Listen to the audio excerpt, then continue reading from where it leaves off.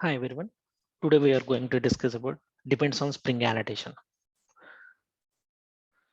Okay, let me try to explain some overview. Spring by default manages or takes care of Bean's life cycle and arranges their initialization order. So what this point says, so Spring takes care of management of Bean's life cycle and arrangement of the initialization order. Let's say I have two beans called bean 1 and bean 2. Bean 1 should come first before bean 2. Though the initialization order in which the bean is initialized, those all Spring will take care by default. Going to the next point, but we can still customize it based on our needs requirement. What we are going to customize here, so the already mentioned, right, arrangement of the initialization order, bean 1 should come before bean 2, right?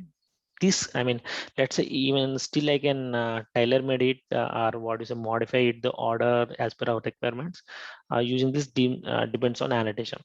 So we can make use of the depends on annotation for managing this initialization order. How we will achieve it, we will see in the coding part. So going to the third point, the depends on annotation can force Spring IOC container to initialize one or more beans before the bean which is annotated with the depends on annotation. Okay, let me try to simplify with a simple example. I have a class called vehicle. I have one more class called driver.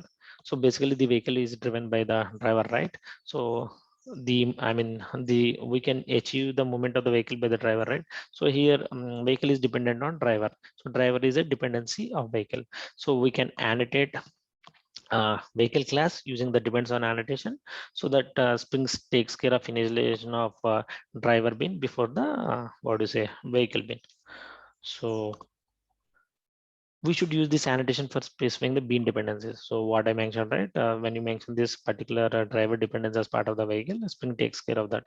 Spring guarantees that defined beans will be initialized before attempting any initialization of current bean. So what it does, like since I annotated with the depends on, right? Spring guarantees and make sure that driver bean is initialized first before the vehicle class is initialized. This slide tells you how to use, what are the different target element types where this depends on annotation can use.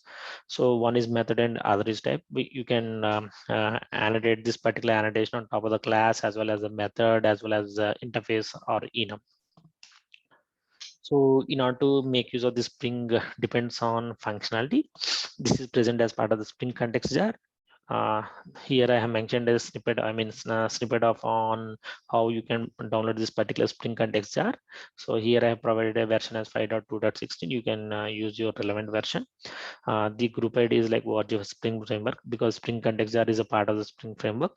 So this is the Maven dependency which you can attach as part of the pom.xml of your project. Internally, your Maven project will take care of downloading this particular jar and add to your M2 dependencies or whatever your class per dependencies for the in order to make use of this depends on annotation use. Let's try to understand with a simple example in coding.